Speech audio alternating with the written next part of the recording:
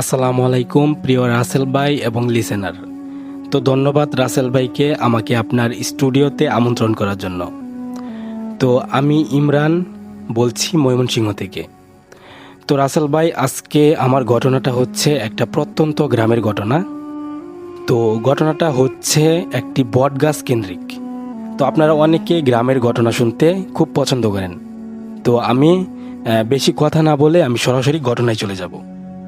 তো রাসেল ভাই, ঘটনাটা 2019 সালের, কিন্তু আজও আমি রাতে একা অন্ধকারে রাস্তায় হাঁটতে পারি না। তো রাসেল ভাই, ঈদের ছুটিতে আমরা সবাই গ্রামের বাড়িতে বেড়াতে যাই। তো বলে রাখা ভালো, আমার নানা তখনও বেঁচে ছিলেন। বাড়ির পাশেই এক পুরনো বিশাল বটগাছ, স্থানীয়রা বলে বটতলা। তো রাসেল ভাই, ছোটবেলায় শুনেছি এই গাছের নিচে নাকি সন্ধ্যার পর কেউ দাঁড়ায় না। কেন? তার সোজা উত্তর, ডাক পড়ে। তো রাসেল ভাই, আমি এসব বিশ্বাস করতাম না। শহরের ছেলে, গায়ে একটু আধটু বুদ্ধি আর সাহস তো আছেই। তাই একদিন সন্ধ্যার একটু পর, প্রায় 7টা নাগাদ, ইচ্ছে করেই একা বের হলাম। বাড়ি থেকে একটু দূরে বটগাছের দিকে হাঁটা শুরু করলাম। তো রাসেল ভাই, গাছের একটু কাছাকাছি যেতেই অদ্ভুত একটা ঠান্ডা লাগছিল আমার শরীরে। বাতাস যেন গায়ে কাটা দিয়ে যাচ্ছিল। মনে হচ্ছিল মনে হচ্ছিল শরীরটা একদম ঠান্ডা হয়ে গেছে। তো রাসেল ভাই, আমি ঠিক গাছের নিচে দাঁড়িয়েছিলাম।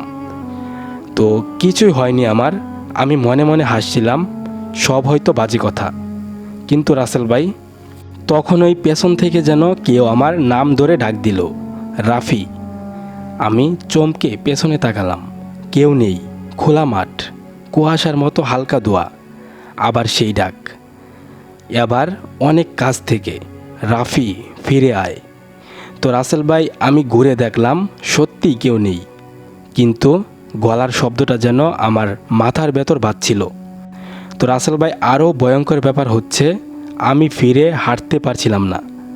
পা যেন জমে গেছে। মাথার ভেতর কেমন যেন একটু ঘূর্ণিঝড়ের মতো লাগছিল। তো চোখে অন্ধকার লাগছিল। ঠিক তখনই রাসেল ভাই, আমার কাঁধে কেউ যেন হাত রাখলো।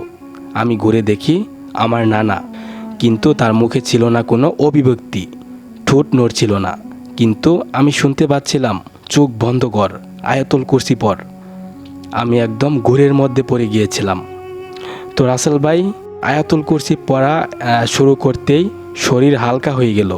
চোখ খুলে দেখি আমি বাড়ির উঠোনে, কয়েকজন ঘিরে দাঁড়িয়ে আছে আমাকে। বলে 1 ঘন্টা আগে আমি নিখোঁজ ছিলাম, কিন্তু আমি ছিলাম তো বটগাছের নিচে। তো নানা তখন বলছিলেন, ওই গাছের নিচে সন্ধ্যার পর কেউ গেলে তার আত্মা নাকি কিছুক্ষণ হারিয়ে যায়, ফিরে আসে, কিন্তু পুরোপুরি না।